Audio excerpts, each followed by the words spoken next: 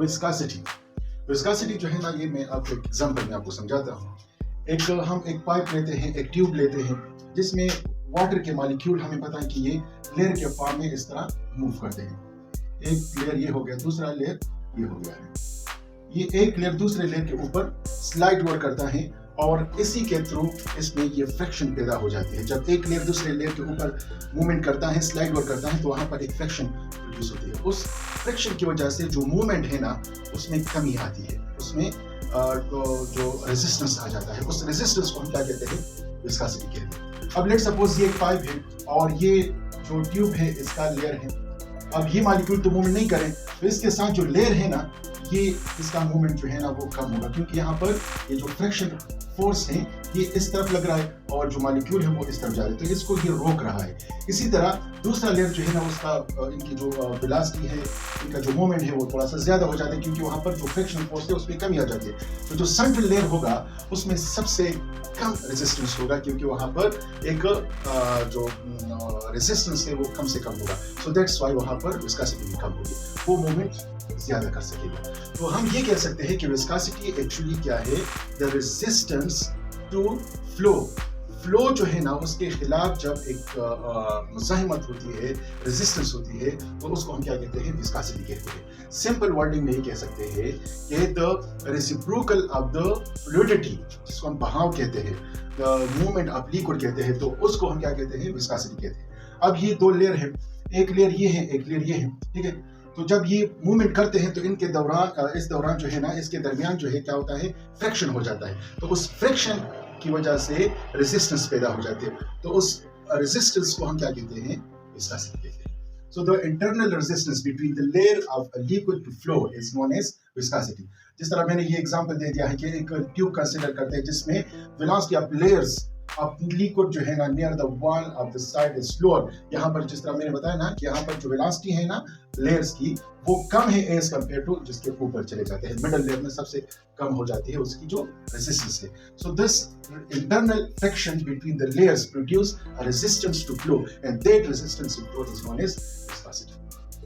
अब इसका यूनिट किस तरह हम डिराइव करते हैं? तो ये एक लेट्स सपोज ये एक फ्रिक्शनल फोर्स है, जिसको हम ड्रैगिंग फोर्स भी कहते हैं। ये फोर्स जो है ना, ये डायरेक्टली प्रोपोर्शनल है किस चीज के? एरिया की। जितना एरिया ज्यादा होगा तो फ्रिक्शन भी ज्यादा होगा। इसी तरह दो लेयर हम कंसीडर करते हैं, तो इन लेयर के दरमियान जो डिस्टेंस है इसको हम dx से रिप्रेजेंट करते हैं, डिस्टेंस बिटवीन द लेयर्स। और ये लेयर जो है ना, ये दोनों लेयर जो है ना, एक दूसरे के साथ क्या करते हैं? मूवमेंट करते हैं। तो इसकी वेलोसिटी एंड डिफरेंस को हम del v से रिप्रेजेंट करते हैं। इसी तरह दूसरा इसमें हम ये कह सकते हैं कि ये जो वेलोसिटी है ना, दैट इज इस तरह अगर हम कहें ना कि the force that is frictional force is directly proportional to area, and this force is directly proportional to the difference in velocity and inversely proportional to the distance between the layers. तो ये जो है ना, इस वाले point को हम physics में क्या कहते हैं? इसको वेलोसिटी ग्रेडियंट भी कहते हैं। तो ये इसके साथ डायरेक्ट प्रोपोर्शन, आप लोग फिजिक्स में फिर कहाँ पर पढ़ोगे? दैट इज फ्लूइड में पढ़ोगे। अब यहाँ पर मैं प्रोपोर्शनलिटी कांस्टेंट लगाता हूँ, जिसको हम क्या कहते हैं? कोएफिशिएंट ऑफ विस्कोसिटी भी कहते हैं। सो ये एक रिलेशनशिप आपके पास आ गया। अब ये इसको मैं रीअरेंज करता हूँ, तो रीअरेंज करने के बाद ये f into dx a del e। अब ये f क्या है? ये फोर्स है, एरिया है, डिस्टेंस है एंड वेलोसिटी है। फोर्स को मैं इस यूनिट के साथ में mass, length and time inverse, that is square per time या पर सेकंड स्क्वायर हम लेते हैं। डिस्टेंस को मैं लेंथ और वेलोसिटी को लेंथ पर यूनिट टाइम। इसी तरह एरिया को मैं length square, that is metre square में कर लेता हूँ। अब इसको मैं मास को मैं केजी में, टाइम को मैं सेकंड में, इसके साथ में जो डुप्लीकेट्स है उसको मैं कैंसिल आउट करूंगा, आपके पास ये आ जाएगा। तो ये ऐसा यूनिट है। इसी तरह से जिस सिस्टम में इसका यूनिट जो है ना, वो है ग्राम पर सेंटीमीटर पर सेकंड, और ये 1 पॉइंट के बराबर है। 1 पॉइंट जो है ना, फिर अगर मैं क्या लेता हूँ 1/10 आप SI सिस्टम का जो यूनिट है वो मैं लेता हूं, तो वो फिर क्या होगा? 1 पॉइंट के बराबर होगा। ये 1 पॉइंट जो है ना, ये इनके बराबर है। इसी तरह दूसरा यूनिट इसका जो मोस्ट कॉमन है वो पास्कल सेकंड जो है। ये पास्कल सेकंड जो है ये फिर बराबर है केजी पर मीटर पर सेकंड के बराबर है। तो ये डिफरेंट ऐसा यूनिट है, ये यूज करिए। अब यहाँ पर इसको हम मेजर किस चीज से करते हैं? याद रखिए कि जो एब्सोल्यूट विस्कोसिटी है, एब्सोल्यूट विस्कोसिटी जो है, एब्सोल्यूट विस्कोसिटी इसको हम डायरेक्ट मेजर नहीं कर सकते, इसको मेजर करना मुश्किल होता है, तो इस वजह से हम रिलेटिव विस्कोसिटी लेते हैं। रिलेटिव विस्कोसिटी हम लेते हैं, इनको हम मेजर करते हैं। और जो रिलेटिव विस्कोसिटी जो है ना, ये किस चीज के बराबर है? ये ratio of viscosity of liquid divided by जो हम स्टैंडर्ड लिक्विड लेते हैं, जिसके थ्रू हम ये मेजर करते हैं, उसके बराबर हम लेते हैं। इसका जो रेशो होगा इसके थ्रू हम मालूम करेंगे।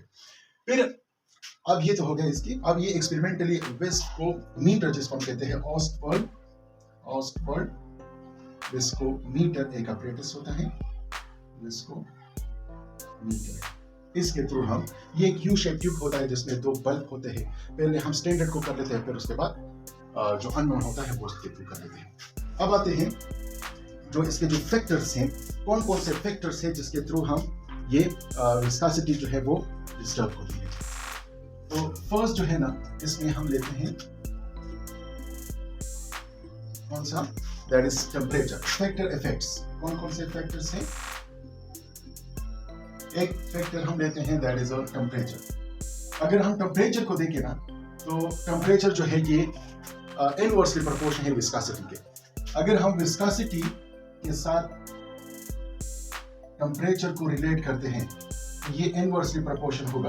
टेम्परेचर इज इनवर्स या viscosity is inversely proportional to the temperature. Temperature को हम इंक्रीज करते हैं तो इससे काइनेटिक एनर्जी बढ़ जाती है। काइनेटिक एनर्जी बढ़ जाने से इंटरमॉलिक्यूलर फोर्सेस वीक हो जाते हैं और इसका मूवमेंट तेज हो जाता है। तो मूवमेंट तेज होने की वजह से विस्कोसिटी कम हो जाएगी। इसी तरह दूसरा जो है ना, वो है इंटरमॉलिक्यूलर फोर्सेस। इंटरमॉलिक्यूलर फोर्सेस के साथ इसका डायरेक्ट रिलेशनशिप है।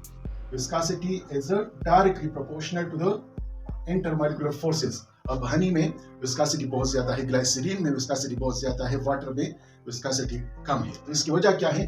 क्योंकि इसका जो ग्लाइसरीन है उसमें हाइड्रोजन बॉन्डिंग भी है, मास भी ज्यादा है, तो इंटरमॉलिक्यूलर फोर्सेस उसमें बहुत ज्यादा है। ठीक है, तो इस वजह से हम ये कह सकते हैं कि greater the intermolecular forces greater will be the viscosity. इसी तरह नेक्स्ट जो पॉइंट है वो है मॉलिक्यूलर साइज। मॉलिक्यूलर साइज, अगर हम मॉलिक्यूलर साइज को देखें ना, तो मॉलिक्यूलर साइज जिस कंपाउंड का, जिस लिक्विड का मॉलिक्यूलर साइज, उसमें मॉलिक्यूलर साइज जितना ज्यादा होगा उनकी विस्कोसिटी भी ज्यादा। जिस तरह सिंपल एग्जांपल है हनी का और वाटर का। वाटर का जो मॉलिक्यूलर साइज है वो कम है as compare to honey. Honey का मॉलिक्यूलर साइज बहुत ज्यादा है, तो उसका क्या होगा, उनकी जो विस्कोसिटी है वो ज्यादा है। So viscosity is directly proportional to the molecular size. Greater the molecular size, greater will be the viscosity. इसी तरह नेक्स्ट जो है ना, वो शेप पर डिपेंड करता है। जिनका इर्रेगुलर शेप होगा, इर्रेगुलर शेप जिसका होगा, इनकी विस्कोसिटी क्या होगी? इनकी विस्कोसिटी हाई होगी।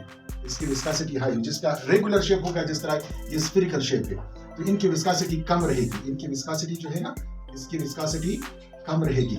और जो इस तरह के शेप जो है, ये शेप जो है ना, इसकी विस्कोसिटी ज्यादा रहेगी।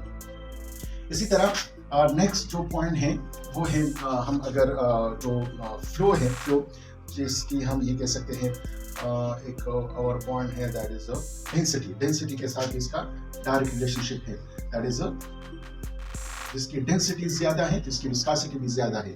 Viscosity is directly proportional to the density. Greater the density, greater will be the viscosity. इसी तरह हाइड्रोजन बॉन्डिंग के साथ भी इनका डायरेक्ट रिलेशनशिप है।